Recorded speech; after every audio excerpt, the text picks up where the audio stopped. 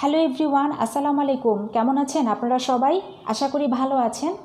আমি হালিমা আক্তার তমা আজ আপনাদের সাথে আলোচনা করব ফৌজদারি কার্যবিধি থেকে অনুসন্ধান ও বিচারের বিধানসমূহ এই টপিকটি নিয়ে। আমাদের ফৌজদারি কার্যবিধির ধারা 337 থেকে শুরু করে ধারা 352 পর্যন্ত আলোচনা করা হয়েছে এই টপিকটি নিয়ে। তো আমার আজকের ক্লাসটি হলো পার্ট 5। যারা যারা পার্ট 1 থেকে শুরু করে পার্ট 4 পর্যন্ত ক্লাসগুলো মিস করেছেন তারা অবশ্যই প্রিভিয়াস ক্লাসগুলো দেখে নেবেন। তো চলুন আজকের মূল ধারার মূল আলোচনার দিকে এগোনো যাক। প্রথমে ধারা 345, এখানে বলা আছে কতিপয় অপরাধের আপোষ মীমাংসা। অর্থাৎ এই ধারা অনুযায়ী যে কিছু অপরাধ আছে, যে অপরাধগুলো আপোষ মীমাংসার মাধ্যমে বিচার আচার বা সমাধান করা সম্ভব কোর্টের বাইরে বা কোর্টের ভেতরে। আচ্ছা, আমাদের যে বেয়ার অ্যাক্ট বা মূল আইন যেটা আছে ফৌজদারি কার্যবিধির, আপনারা সেই মূল বইটি ফলো করবেন। আমাদের এই মূল বইতে একটা চার্ট দেওয়া আছে বা টেবিল দেওয়া আছে।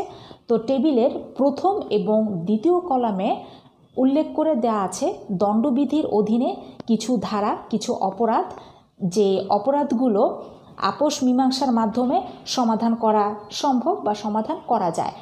আর এই টেবিলের তৃতীয় কলামে উল্লেখ করে দেওয়া আছে যে কোন ব্যক্তি আপোষ মীমাংসা করে দিবেন বা কোন ব্যক্তির দ্বারা এই আপোষ মীমাংসার মাধ্যমে সমাধান করা হবে। আচ্ছা, এখন একটা উদাহরণ দেই। মনে করুন আমাদের এই 345 ধারার অধীনে যেই টেবিল দেওয়া আছে ফৌজদারি কার্যবিধি, এই টেবিলের প্রথম এবং দ্বিতীয় কলামে উল্লেখ করে দেওয়া আছে যে দণ্ডবিধির ধারা 323 এবং 324 আঘাতের অপরাধ। তো এটা এই মীমাংসা আপোষের মাধ্যমে মীমাংসা করা সম্ভব। তো কে মীমাংসা করবে বা কে আপোষ করবে? যিনি আঘাত পেয়েছেন অর্থাৎ যিনি ভিকটিম, তিনি আপোষ মীমাংসা করবেন। তো ধারা 345 ফৌজদারি কার্যবিধির ধারা 345 উপধারা 1 এখানে স্পষ্ট করে বলে দেওয়া আছে যে যিনি ভিকটিম বা ক্ষতিগ্রস্ত ব্যক্তি, তার সম্মতি যথেষ্ট আপোষ মীমাংসার জন্য। এবং ফৌজদারি কার্যবিধির অধীন ধারা 345-এর উপধারা 2 এই ধারায় বলে দেওয়া আছে যে বিজ্ঞ আদালতের অনুমতি সাপেক্ষে যিনি ক্ষতিগ্রস্ত ব্যক্তি বা ভিকটিম, তিনি আপোষ মীমাংসার জন্য অগ্রসর হবেন। আচ্ছা, এখন এই আপোষ মীমাংসা কখন করা হবে?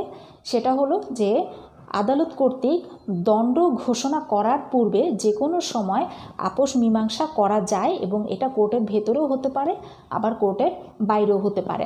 এখন একটা প্রশ্ন রয়ে যায়, মনে করুন যে আপোষ মীমাংসা করা হবে কিন্তু যিনি আপোষ মীমাংসা করবেন তিনি হলেন আমাদের তামাদি আইনের ভাষায় লিগ্যাল ডিসএবিলিটি, অর্থাৎ অপ্রাপ্তবয়স্ক বা জড়বুদ্ধি সম্পন্ন কিংবা পাগল এরকম কোনো ব্যক্তি।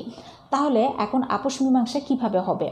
তো 345 ধারার উপধারা 4 ফৌজদারি কার্যবিধির অধীনে এই ধারায় বলে দেওয়া আছে যে ব্যক্তি যিনি আপোষ মীমাংসা করবেন তিনি যদি লিগ্যাল ডিসএবিলিটি হয়ে থাকেন তাহলে আদালতের সম্মতি নিয়ে বা আদালতের অনুমতি নিয়ে তার প্রতিনিধি হিসেবে, যিনি লিগ্যাল ডিসেবল বা লিগ্যাল ডিসএবিলিটি আছে এরকম ব্যক্তি, তার প্রতিনিধি হয়ে আদালতের অনুমতি সাপেক্ষ যোগ্যতা সম্পন্ন ব্যক্তি এই আপোষ মীমাংসা করতে পারবেন।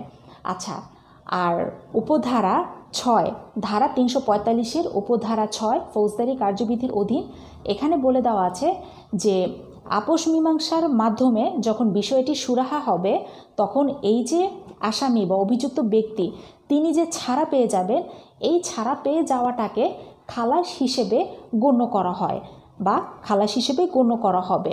তো আমাদের এই ধারা 345-এর একটা প্রতিকার আছে, যেহেতু খালাসের বিরুদ্ধে আপিল করা যায় তাই ফৌজদারি কার্যবিধির অধীন এই যে ধারা 345 এখানের এই খালাসের বিরুদ্ধে আপিল করা যাবে ধারা 417 অনুযায়ী। আর কে আপিল করবে? সরকার আপিল করবে। তো এই হলো আজকের ওভারঅল ক্লাসের আলোচনা। কেমন লাগলো আজকের ক্লাসটি? অবশ্যই আপনাদের মূল্যবান মন্তব্য কমেন্ট বক্সে লিখে জানাবেন। আর আমার সাথে যুক্ত হতে আমার ইনস্টাগ্রাম এবং ফেসবুক পেজের ফলো বাটন প্রেস করে ইউটিউব চ্যানেলটি সাবস্ক্রাইব করে সাথেই থাকবেন। দেখা হবে আপনাদের সাথে আমার পরবর্তী নতুন ক্লাসে, নতুন ভিডিওতে, নতুন কিছু ধারা নিয়ে। সে পর্যন্ত খোদা হাফেজ।